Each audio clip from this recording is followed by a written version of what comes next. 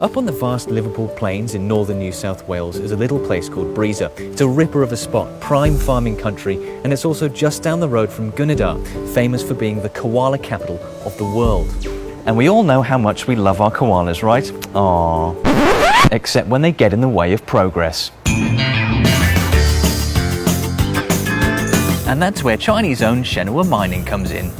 You see, Shenhua Mining wants to improve the area by getting rid of those unsightly koalas, tearing a giant hole in the ground, and start mining coal 24/7, so people overseas can set fire to a rock and get asthma. How big is the hole? Well, the entire project is expected to cover around 35 square kilometers, or roughly 28,000 Olympic swimming pools. And with a project of that magnitude, there's bound to be some collateral damage, which means these guys are going to have to make some alternative living arrangements. Now, Shenhua aren't suggesting that turning all this into the surface of the moon won't have an impact on local koala populations. In fact, the Koala Plan of Management produced by Shenhua spells it out very clearly. This project will impact directly on koala habitat by disturbances associated with the proposed development. Come to think of it, that might well be the understatement of the century. You see, like other animals, koalas aren't very good at living where nothing exists.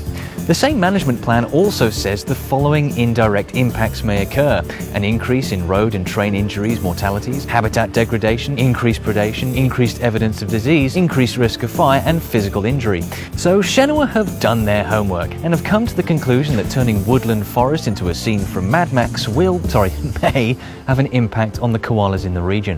But you can't have a koala plan of management without a plan, and you better believe that Shenhua has a plan, and it is. So do they actually have a plan? Oh, well, one of their ideas was this. The animals will be encouraged to naturally move away from the habitat that is being cleared. Presumably that encouragement will start off quite gently with some subliminal koala advertising, maybe some sponsored tweets, followed up with cold calling, and then releasing a pamphlet letting them know their home is about to be destroyed. Then you'd imagine the encouragement would become a bit more intense, involving lots of heavy machinery, making sure every tree ends up horizontal, and generally making the whole place a lot less fun to live in. But here's the problem. Contrary to those rumors you've definitely heard, koalas aren't known for their migratory behavior. Most koalas live out their lives in a specific geographic region known as a home range. And they take a lot of convincing to move out. Have you ever considered downsizing? Yep, hi, Blinky. Yep, Philip from Shenhua here. Coal doesn't grow on trees, but your trees are growing on our coal, so if you could just...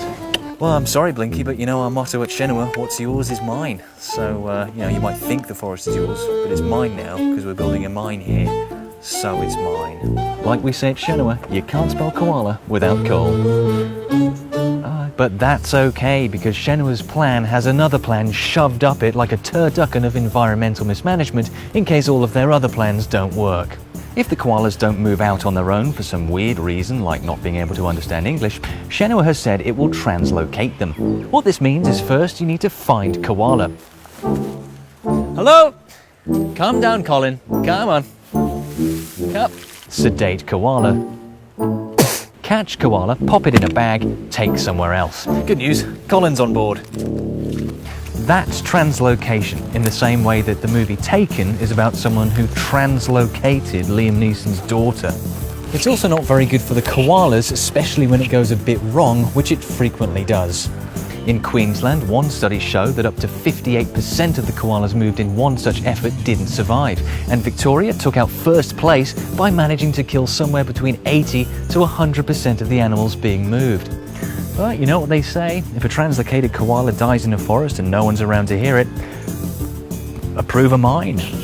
Now, Shenhua reckons that there aren't that many koalas in the bit that they want to destroy, but the fact is that the number of koalas on that piece of land is highly disputed. And Shenhua also claims that there are loads of koalas around, so it's not that big of a problem. However, people who do know a thing or two about koalas are pointing out that the local koala population in the area has crashed, down by around 70% over the past 6 years. So any amount of koala is a significant amount of koala, because there aren't that many koalas anywhere anymore.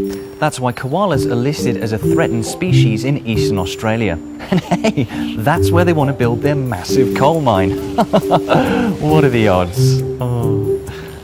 Not you, you're fine. He's not, you'll die.